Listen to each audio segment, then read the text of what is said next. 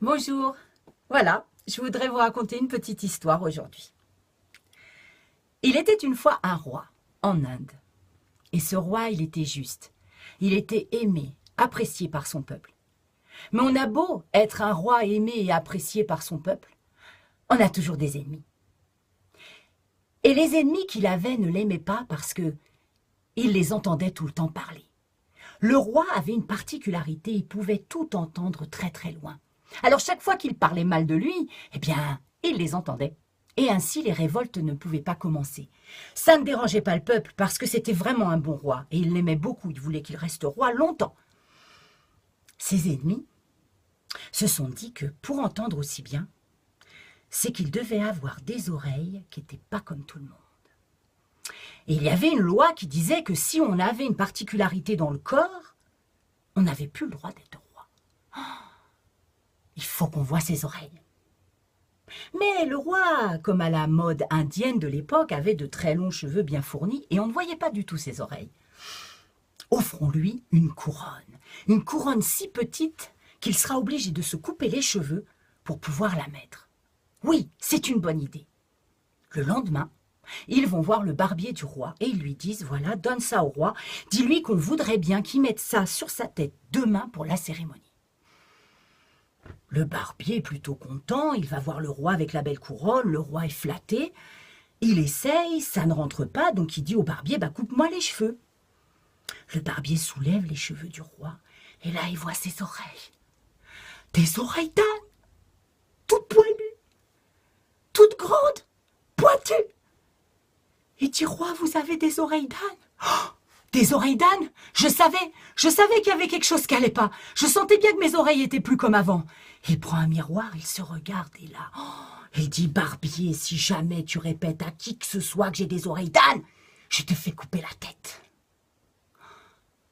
Le barbier a dit, promis, je garderai le secret. Promis, je te donne ma parole. Il lui a huilé les cheveux et le lendemain, avec l'huile, la couronne a réussi à passer. Mais ses ennemis, ils n'ont pas pu le prendre sur le fait comme quoi il avait des oreilles différentes. Le temps a passé et le barbier, il n'en pouvait plus du secret. Tu sais, le problème d'un secret, c'est ça, quoi. C'est qu'un secret, c'est toujours un secret que tu vas répéter à quelqu'un en lui disant que c'est un secret. C'est ça. Et le problème, c'est que dès que tu as dit le premier, le secret, son chemin peut aller très loin. Alors du coup, il en parlait à personne. Mais le secret l'étouffait. Le secret lui faisait mal. C'était lourd à porter. Il avait envie de crier partout, le roi des oreilles d'âne, le roi des oreilles d'âne, pour se soulager, mais il ne pouvait pas. Il pensait à sa femme, ses enfants, sa tête. Il voulait la garder. Et un jour, il est tombé malade. Le secret le rongeait à l'intérieur.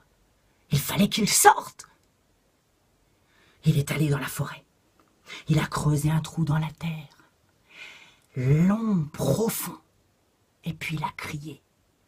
Le roi des oreilles d'âne dans le trou. Ensuite, il a pris une graine d'un arbre et il l'a mis dans le trou. Il a remis la terre par-dessus. Il a tassé. Il entendait au loin des oreilles d'âne.